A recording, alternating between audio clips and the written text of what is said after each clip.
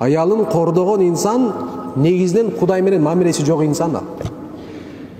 Мен мусулманмын төшүн какса дагы адам баласын Алланын даражасында баркы, наркы, кадыры бул киши эмне круглый ноль. Ошондой. Аялдарды баркташ керекпиз. Бирок укуктук чектин негизинде. Бул да өтө маанилүү. Аялдар да өзүнүн укугун, чегин билиш керек. Ашып, ташып, азыр феминисттик болгон кыймылдар көп. Эгерде аялдар укук менен, укук деген сөз шариаттын негизинде, шариат барбы? Шариат укук берет да аялга. Шариат укук берет, укук менен. Бул укугуа сенин мындай укугуң бар, сенин тигиндей укугуң бар, моундай укугуң бар, моундай укугуң жок, анан тигиндей мындай деп шариат берет. Укуктары бар. Укугу бар. Анан ошол укуктарды азыр эмне кылып атат? Чыгып алып туруп, билими жок эле аялдар чыгып алып, оронуп алса эле билими бар деп ойлойбуз дагы, анан чыгып алып аялдардын укугун коргомуш болот. Кандай кылат анан? Кандай укугун коргойт? Моуга укугу бар, мындай укугу бар, мындай укугу, мындай милдеттүү эмес, буга милдеттүү эмес, буга милдеттүү эмес, буга милдеттүү эмес, моуга мисалы тамак жасаганга милдеттүү эмес, анан тиге милдеттүү эмес, анан тиге эме иши кылып толтура нерсе бар. Анан кээ бир молдолорубуз да ошондой чыгат. Силердин аялыңар силерге моуга милдеттүү эмес, тиге милдеттүү эмес, моуга милдеттүү эмес деп эле укук маселесин көтөрөт. Көтөрөт дагы тигиндей мындай. Бул жерде айтып коеюн.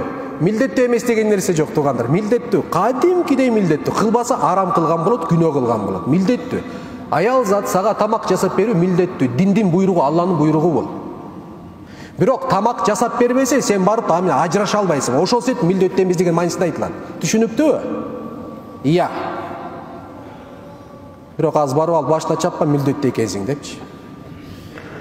Жакшы тил менен жеткиресиң, Имамды биресе уктум бүгүн. Сенин айтканың эле туура эмес экен. Биздики да бар экен деп айтасың да. Маек кур, маек. Диалогка киресиң аялың менен. Ал да киши да диалог кыл. Анан биресе айтайлыбы? Эгерде накта аял зат укук менен жашай турган болсо, анда өлдү. Себеби көп маселеде биздин укуктарыбыз өйдөдө турат. Сенин аялың оруп жатканда сен бар дары алып бересиңби? Сен моралдык милдетин деп туруп уктабай бар дарын табып келесиң аялга. Андай укугу жок шариатта анын дарыга. Өлө бер деп эле жата бер, күнөө болбойт сага. Дары алып бербесең күнөөкөр болбойсуң. Бирок сен бетиң чыдабайт дей. Туурабы? Сен күйөөсүң, бул менин аманатым, алтыным, бул тигиндей мындай деп эмне кыласың? Бүт нерсеңди жумшай, өмүрүң барын бер, акчаң барын бересиң, ден соолуктуу болсун деп айтасың.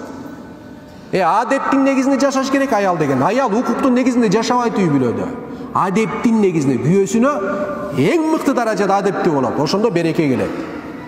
Аялыңарга ошол нафс эме кылгыла. Адеп менен жаша.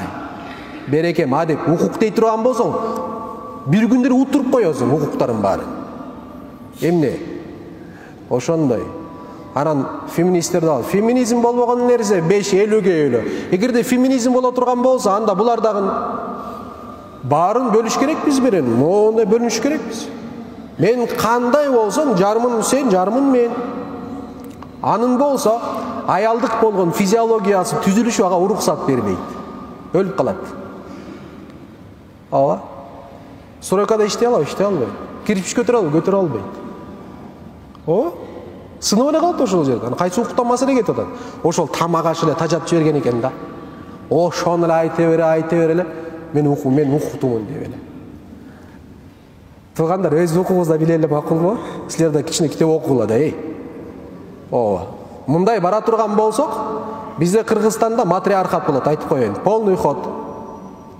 Үйдөн чыкканда уруксат алып чыгабыз анан. Чыксам болобу, жарым саат достор менен отуруп келсем болобу дейсиң анан.